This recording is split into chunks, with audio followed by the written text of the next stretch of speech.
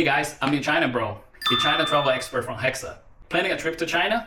Exciting times ahead. But before you hop on that plan, let me walk you through some super useful, sometimes surprising things you should know before you go. Continuing from the last video, in this one, I'll go over the next 3 parts of transportation, using maps and eating local. If you're interested, keep watching. Transportation, how to getting around. Taxis and Didi. Hating a taxi on the street? Nah, so easy. And most of the drivers don't speak English. It can turn into a game of charade really fast. Instead, use Didi, China's answer to Uber. And no, Uber doesn't work here. Here's what you're gonna do. First, download the Didi app, then you register with your phone.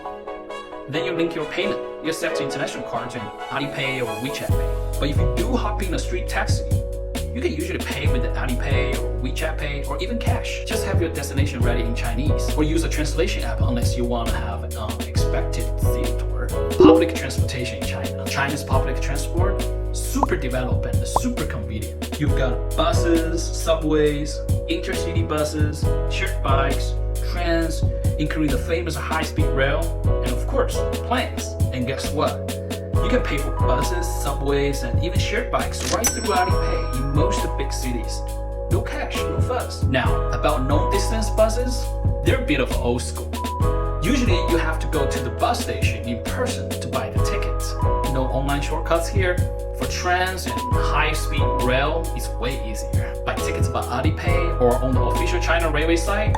Here, yes, they even have an English version. Flying, check out Ctrip to book your tickets hassle-free, which also offers booking services for trains and hotels. Thinking about renting a car in China? Maybe don't. So you're thinking, what if I just rent a car and the road trip around China? Well, hold up. Here's the deal. China does not accept international driver's license. And honestly, driving here is a whole different game. Traffic rules, road habits, and vibes are just not the same. Unless you have a Chinese driver's license, which takes time and paperwork to get, you cannot legally rent or drive a car in China.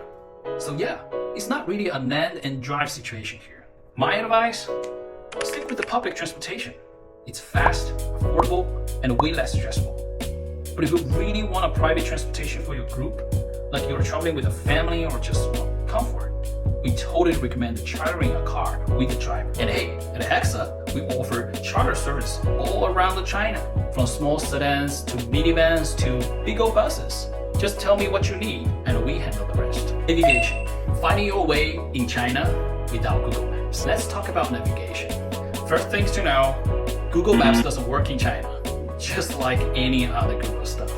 So what should you use instead? Download Gaode Map, also known as A-Map. It's one of the most popular and reliable map apps in China. Super accurate, works great for walking, driving, and most important, public transport routes. iPhone users, good news for you here. The built-in Apple Maps actually works fine in China.